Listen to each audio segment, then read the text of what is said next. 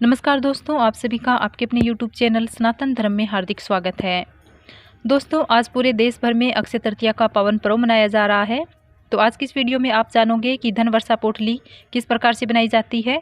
धन वर्षा पोटली बनाने के लिए इसका शुभ मुहूर्त क्या होगा, इसके साथ ही आपको धन वर्षा पोटली बनाने के लिए कौन कौन सी सामग्री चाहिए और पिछले साल बनाई गई पोटली का क्या करना है। इस प्रकार धन वर्षा पोटली से जुड़ी संपूर्ण जानकारी आपको आज की इस वीडियो में प्राप्त होगी।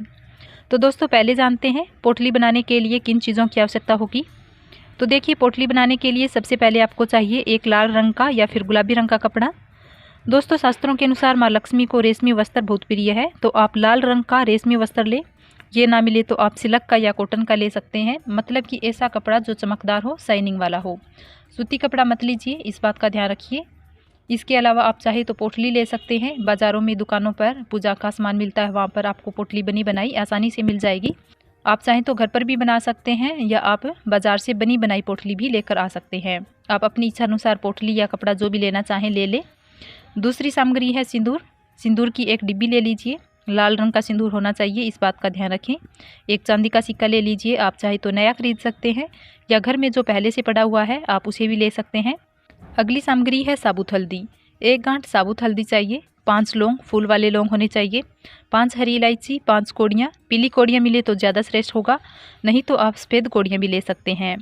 5 गोमती चक्कर और 5 ही कमलगट्टे लें। और इसके अलावा थोड़े से अखंडी चावल जो टूटे हुए ना हो, साबुत चावल हो। चावल को आप थोड़ी सी रोली में डालकर इन्हें रंग लीजिए, क्योंकि माँ लक्ष्मी को लाल रंग अत्यंत ही प्रिय होता है, इसलिए चावल को आप लाल रंग में डालकर रंग लीजिए। ज़्यादा नहीं, बस 2 या 3 चुटकी चावल के दाने लेने हैं। अगली सामग्री है गुलाब के या कमल के पुष्प, जो भी आपके पास उपलब्ध हो। आपको एक गुलाब का या एक कमल का पुष्प लेना है। तो ये थी सामग्री जिनका प्रयोग आपको पोटली बनाने के लिए करना है। अब पोटली बनाने की विधि जान लेते हैं।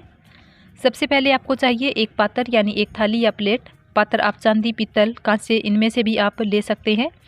अगर ये पात्र आपके पास नहीं है तो आप स्टील का पात्र का भी प्रयोग कर सकते हैं। अगर आपके पास पीतल, चांदी या कांसे का पात्र हो तो आप उसी का प्रयोग करें। पूजा पाठ में स्टील के पात्र का प्रयोग करने से बचना चाहिए। अपनी इच्छा अनुसार आप कोई भी एक पात्र ले लीजिए।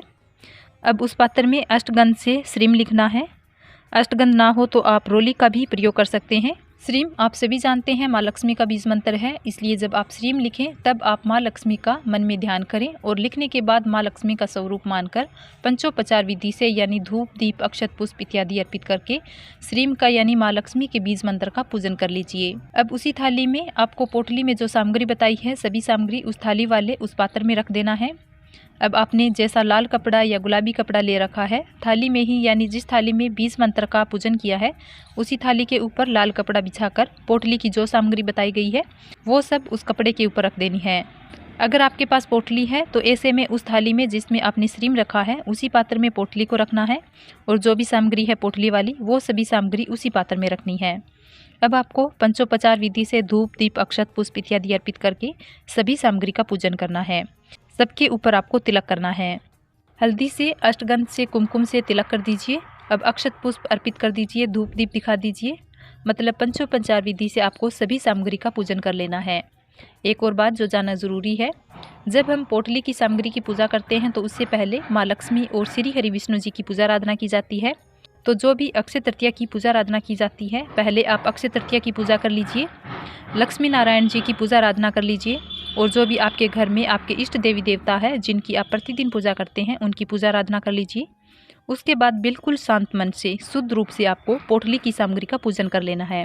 पोटली की सामग्री का पूजन भागदौड़ में या चलते फिरते या अशांत मन से जल्दी में नहीं करना है, इस बात का ध्यान रखें।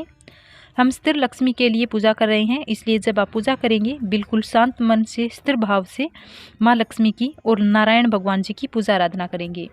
उसके बाद पोटली की पूजा करेंगे बिल्कुल शांत मन से बैठकर, क्योंकि मन में ये भाव होना चाहिए कि आपके पास लक्ष्मी और नारायण के स्वागत के अलावा इस वक्त कोई और काम नहीं है।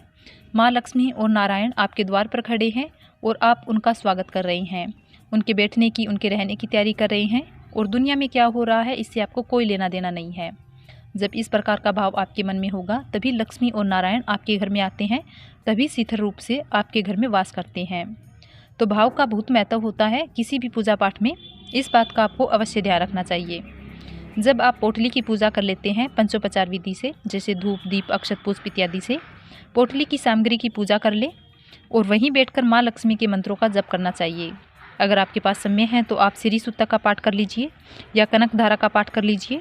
अगर आप कनक धारा या श्री सूत्र का पाठ पढ़ते हैं तो कम से कम 16 बार कनक धारा या श्री सूत्र का पाठ होना चाहिए। इस बात का भी आपको ध्यान रखना है।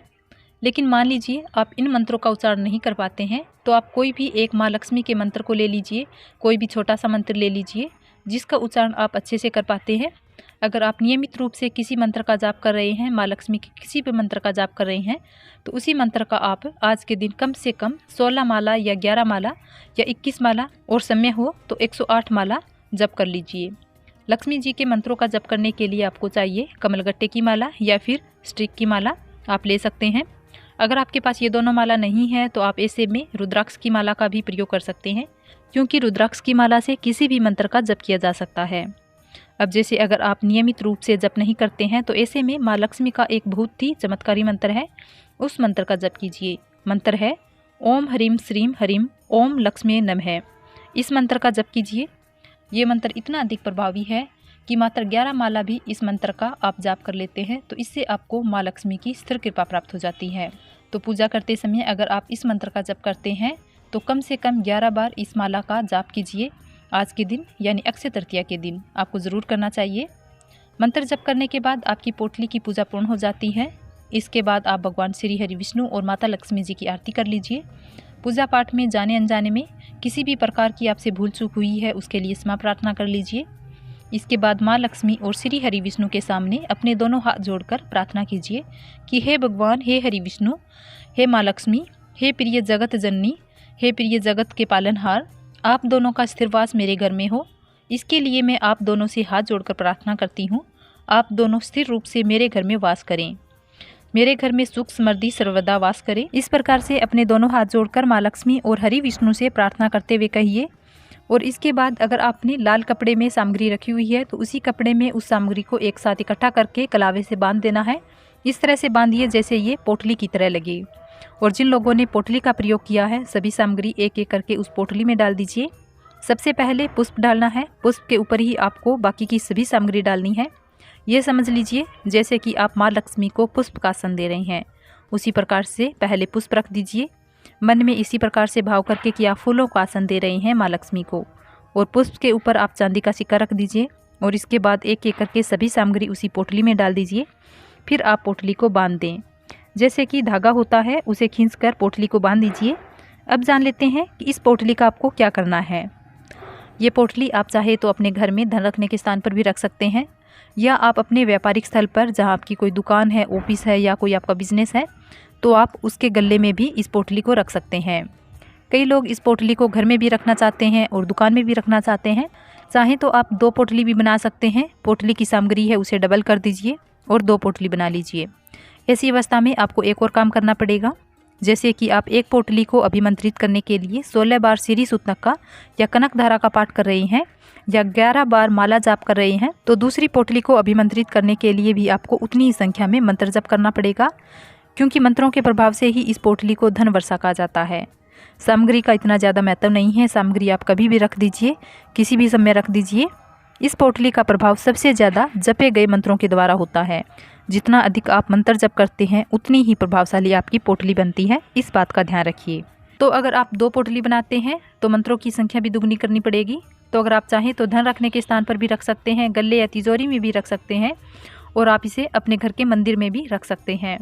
फिर रोजाना आप इस पोटली को धूप, दीप, अक्षत, पुष्प इत्यादि से पंचोपचार विधि से पूजा अर्चना करते रहिए।